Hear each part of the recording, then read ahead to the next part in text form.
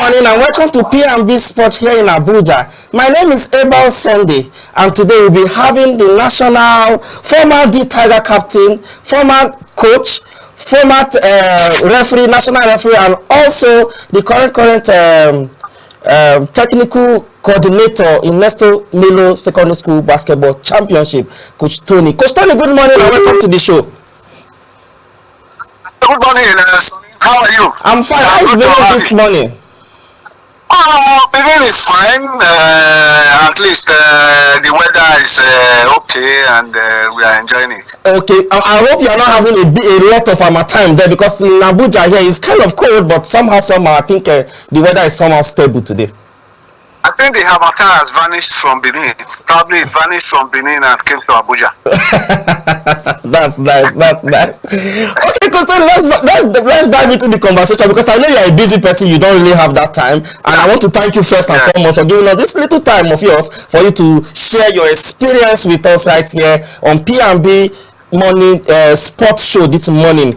And let's start with your journey. Let's start with your journey, Coach Tony. From school and down to the national team, and also captain the national team. How can you just give us some little of experience that you must have had through that journey? That's what you're asking me. Unless you have your program is going to run for 24 hours, because I can talk from now to 24 hours about my journey. You can just highlight it, sir. This is so you are giving me some few minutes. Well, I started really basketball in my secondary school. I see Immaculate Conception College, because we had a basketball court right in front of my house. And since my father was the vice principal, we had that privilege of living inside the school compound with a basketball court built by the late Dr. Samuel Ogbemudia, because that was where he was coming to play. So that's where I developed interest and started going to play there. So I played there, played for my school. From there, represented Midwest then, secondary school in Lagos. And when I finished secondary school, I started going to Wire Road, because we hosted, Midwest hosted interstate basketball. That was how they built that court along Wire Road, because it had floodlights and teaching capacity in those days. I don't know what happened now. So from there, I played for the state at a younger age. Then I went to this 1975 National Sports Festival in Lagos. Played for Midwest as junior. I did so well. I was invited to national camp. That same year, 1975, I was in Accra to represent Nigeria during this Ghana-Nigeria Sports Festival. We went for basketball. We played. From there, I was on the national team till around 1980-81, when I now stopped. But before then, when we were preparing for All African Games in Algiers 1977, I think for about 3-4 matches, I had the privilege of captaining the national team. So I did that. So when I came back, employed in the Sports Council 1976 as a basketball coach, until I retired in 2011 as a chief coach basketball. Then while there, I became a referee, national referee, grade 1. Then from there, match commissioner. I did match commissioner until 2 years ago. Milo, because of the work I do, Milo now said, okay, I should be the technical coordinator for Milo. So that's the short one. I know. I know. You just try to highlight them. I can see how you try to just highlight them and put them all packed in one listing. Yeah, but furthermore, Coach Tony, if you want to go to because after your playing days, you went into coaching and you coach at least a decent team. You coach Edo State Edo State team. You were the head coach for some years for Edo State. But since you left the scene, even outside university, you coached that school and you had a record that I know anytime we meet, I remember I always say it. You are the only coach that have never lost a game in Umpuga, and that's a record that stands till today. For 14 years, you've not lost just one game in Umpuga, and that record stands still today.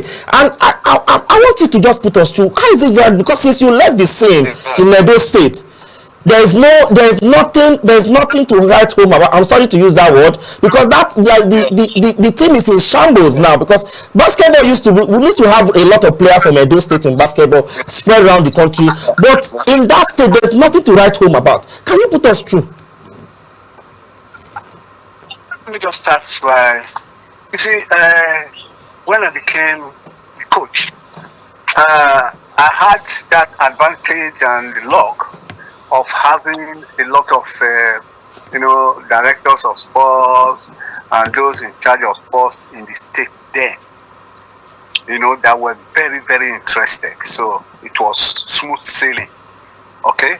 But when it was, you need to, as a coach. I remember when we were in the Premier League, Edo Beats, we were in the Premier League, we were playing home and away matches. The state did not sponsor. I had to look for sponsors to take the teams to travel and back. That was the sacrifice I told the players to make and myself made.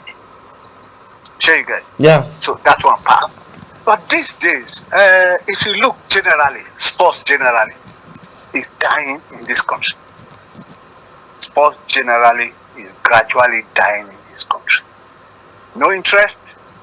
The people that sports are put, that are made to look after sports, they don't even know the left and right of sports. So why will sports not die?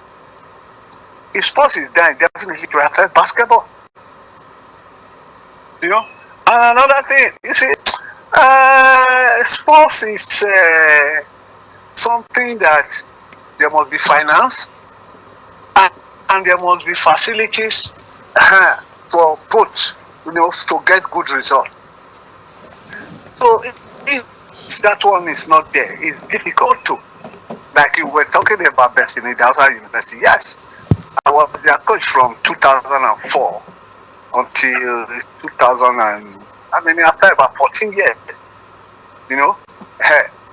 I was able to, because the president was my player, Bishop Femi Dausa, and a basketballer. Anything, they had a facility in school there. They had a court in school there. All I do is go to the school, bring out the students, coach them. And another thing was, they were offering scholarships to sportsmen and women. So if you get good basketballers to come to BIU on scholarship, during the time of Umpuga and Nuga, they will deliver for you.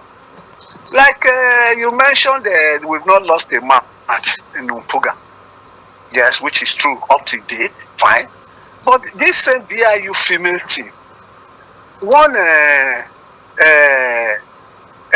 think they won Nuga games. Yeah. They won Nuga games. Yes, 2011, I remember, 2011, yes. Yeah, won.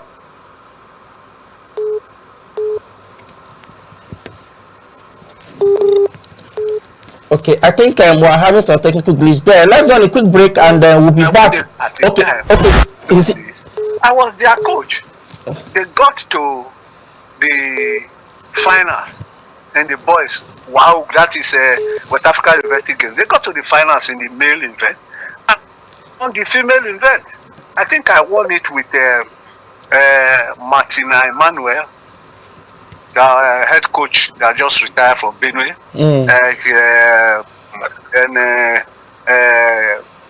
What's this girl's name now? Chigwe, Augusta. Okay. And some other players. Yeah, they won West Africa University Games basketball gold medal held in Benin here. I was their coach. But you see, the problem now is most coaches, once they just play, they can no longer play, they just delve into coaching. No, it's not like that. You need to go to a coaching school. I went to a coaching school. Then I went to read physical and health education. So the two assisted me. And you must be determined. Determination to do it. Determination to succeed. If you have it, then you inculcate it into your own players. If you do that, well, and there's finance, there are facilities for you, this guy's your limit. That's exactly what helped me do this. And what helped me really bend and facing it outside. Fantastic, Coach Tony. And of course, those coaches hearing you now, I think they should be drawing some inspiration from you. But continuing away from that, let's talk about the state of the National League. Now I'm talking about the Premier League, Nigerian Premier League. And you remember the last season that was final 8 was hosted in Port Harcourt, which River Hoopers won. How can you really compare with the present state of this league and during your time? What are the differences? How can you really differentiate it? During my time,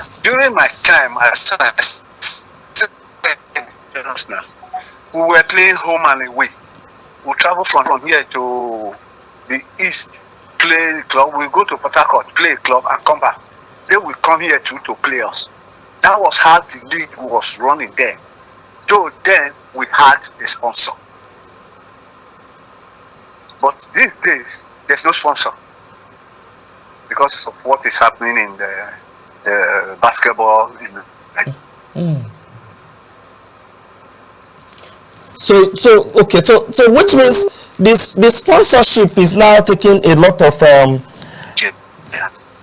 Are you there? They don't have it. Okay. They don't have money. Okay. Are you there, Coach Tony? Let me ask you a question. You see? Yeah, I mean, I am with you. Okay. If you have money, you have money now. I'm coming to you to say, please come up and sponsor our basketball. It's not. Will you put your money? That's what I'm saying. No sponsor is willing to put money into there are crises. True. There was no crisis in NBBF. Then they'll put money. But we have crisis. We cannot run away from it. We have crisis. Sure. So no sponsor is coming to put his or her money. That's why we don't have sponsor now. So, and since we don't have a sponsor, we are not going to run a very good league. I witnessed the one they hosted in Benin, whether they said the second phase in Benin. I witnessed it in Benin. It was not that fantasy. It does not befit the highest.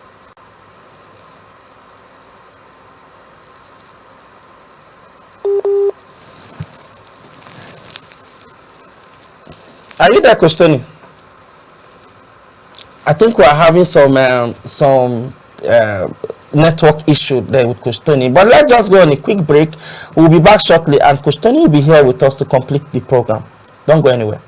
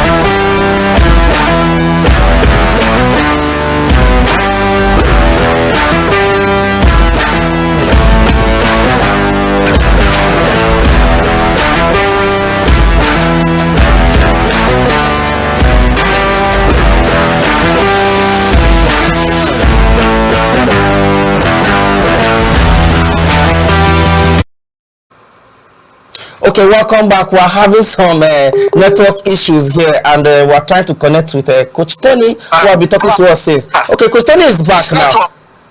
Yeah. Okay, Coach Tony is back now. Okay, Coach Tony, let's go away from. Are you there now, sir? Okay. Let's go away from Nigerian Premier League. Let's go to officiating. You know, as a referee, you have had a unique perspective on this game.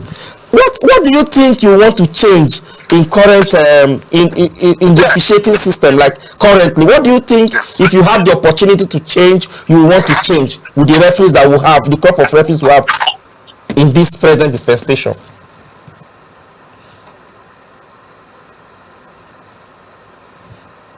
Well, to be very, very frank, the crop at referees. The only problem I see is these referees should be paid well. If you call a referee, maybe from Benin, to come to Abuja to officiate, you should be able to give good remuneration for the referee. You know, pay the referee well. Because it is when you don't pay referees well, some other team say, is this where you are staying because the money is not enough? Is this where you are staying? Oh, come and stay in my hotel. They give you one room. Then when you want to officiate their match, what happens? It's like you've been bought over. But with the crop of referees we have now, very young and vibrant, before they are corrupted, I would suggest that any competition they are calling referees, they should pay the referees well. That is the bottom line. Pay them well. Their welfare matters a lot. If you pay them well, they will give you good officiating because they are very conversant, because I work with most of them. They're conversant with the rules. They are young. And you see, we've been producing, of late, we've been producing very good referees. You've seen Kingsley, referee Kingsley. Yes. He officiated in the Olympics. He officiated in World Cup. You see most of our referees here that are being called to come and officiate during these qualifiers, African Nations Cup qualifiers, even Nations Cup. We have a referee staff from Abuja there. We have Fatima. We have Joyce from Lagos. We have Afolabi in Lagos. They all travel out. We have Okme in Abuja there. They all travel out to officiate. They call them, you know. So, which is a good thing, but... Okay, Coach Tony, well said. Okay, yeah, well said, Coach Tony. Now, let me ask this question. When the game is, because most times I watch you most times when you handle games, and superb, like you have this authority, utmost authority, and you are able to calm both teams. Because I remember a game you officiated, I think it's for Milo or so, that was 20 against Deeper Life High School, and I think it's UPSS or something. There were tension in both. You are not supposed to handle that game actually, but because of the tension in both sides, you came on board. You just had to take that game, and the way you handle it, that is just what I'm trying to understand. You understand the way you could be able to handle it. Make sure you suppress both. Yeah, it's a simple thing. You know the simple thing. Yes, sir. If you know the rules of the game and you exact it, not to the detriment of any team, that means you are fair. You will have problems. That's your best security. Know the rules, apply it the way it is supposed to be applied. That's your best security. You will not have problems with any of the teams. Then coach, what about those coaches that most times they want to give their grievances? Probably, perhaps the cause is not going their way, or they feel cheated at the course of the game. And if they ask the table, if they approach the table does not take immediate action. In such a situation, as a referee or as a retired referee, what will you advise those coaches to do?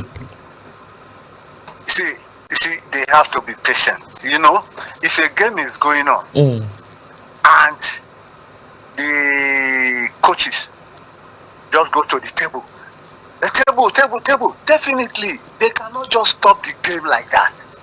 The only time the table or the referees can attend to coaches who are aggrieved when a game is going on is when it's a timeout or ball out of bounds. Those are the only times when a game is going on and you say, hey, table, I want table.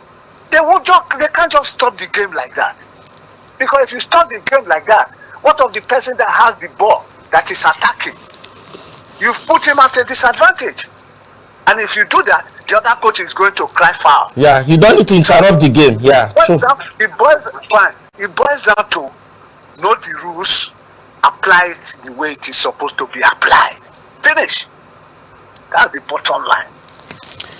Okay. The rules. And another thing is some of these coaches too, they need to be taught the rules and regulations, because you see, basketball rules and regulations changes almost every time. And some of these coaches are not abreast with the latest ones. So what I would suggest is, before any competition, the coaches can be made to sit down and they bring a referee that will tell them the latest of the rules, so that by the time they go into the competition the following day or 2 days before or after, then they won't have all this problem. I think I've seen you do that most times since in community love competition, which I rated to be one of the best so far in Edo State. I see you do that most times when you call the coaches together and also the referees, and you just have to refresh their memory that this is what is entailed for this championship. So you just be aware, like this is it, so that there will not be any lacuna at the end. And once they are abreast, once the coaches are abreast of it, then you won't see any coach shout on the table or go to hit the table. You won't see it. True. Because they are not new. Okay, we are running out of time, Kustoni. Let's swap to let's try to use this one to wrap up. As we wrap up, let's go to Milo Championship. Last year was one of the, in fact, should I say one of the best so far, one of the best last year. And this season, what do we hope to see from Nesto Milo Basketball Championship this season? If I tell you, you were talking of last year. Yes. This year is Silver Jubilee celebration. Wow. So definitely, even if somebody you want to celebrate Silver Jubilee of anything, birthday, 25 years, or maybe marriage or anything, it's always better than the previous year. True. So I just feel this year is going to be better than last year's one. Wow. That's I remember I had an interview with you last year at National Stadium in Lagos, and you were trying to explain the parameters why you guys splitted it into two conferences. I don't know, would that one still hold this year? The two conferences you used last year, and I think that was okay because the student athletes have more time, more playing time, more games to play, more time to develop. Will you guys still apply same principle this season? Like the teams? Yes, the teams. You know, last year you collapsed all the conferences into two, and you have 18 states in a... Yes. What happened last year was that we really didn't have enough time to do the four conferences. So we just collapsed into two because of time. Okay. Let's collapse north to Abuja, collapse south to Ibadan. Yeah. But this year, I think it will go back to the normal. To the normal four conferences. Okay. Okay. Yeah, the normal four. Yes. Okay, that's fine. Okay, on that note, former Tiger captain, Edo State basketball head coach Benson Dawson University, national referee retired, and also current technical coordinator, Nesto Milo Secondary School basketball, Coach Tony. We want to say very clean indeed for finding time to come to this program to talk to us and share your experiences so far with us. Thank you so much, Coach Tony. Thank you very much, and it's my pleasure. And of course, we are doing a call for me. Maybe are going to invite us for at least for media coverage. Okay, no worries. Thank you so much, Mr. Tony. Thank you. All right. This is the source of our show this morning. I'm Eva Sunday. From the entire team right here in Abuja, I say goodbye.